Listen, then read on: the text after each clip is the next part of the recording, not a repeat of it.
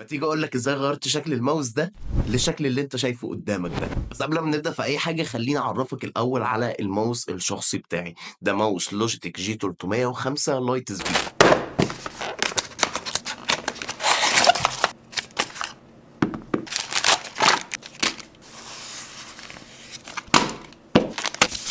ماوس وايرلس بسرعه الواير، كمان سنسور بتاعه هيرو، يعني ادق سنسور موجود للكومباتيتيف جيمرز، والماوس وزنه خفيف نسبيا. وكده كده وانت بتشتري الماوس ده دور على ضمان الوكيل بتاعه علشان تاخد سنتين. وانا الماوس اللي معايا ده جايبه من سيجما كمبيوتر. وعشان نغير شكل الماوس بتاعنا ونخلي شكله روش جدا ومسكته احلى بكتير، احنا اشترينا الجريب دي انا شاريها من هاردوير ماركت، مش فاكر كانت عامله 200 جنيه تقريبا، حاجه زي كده. شاوت اوت لهاردوير ماركت. فيلا نروح نركبها مع بعض ونرجع تاني.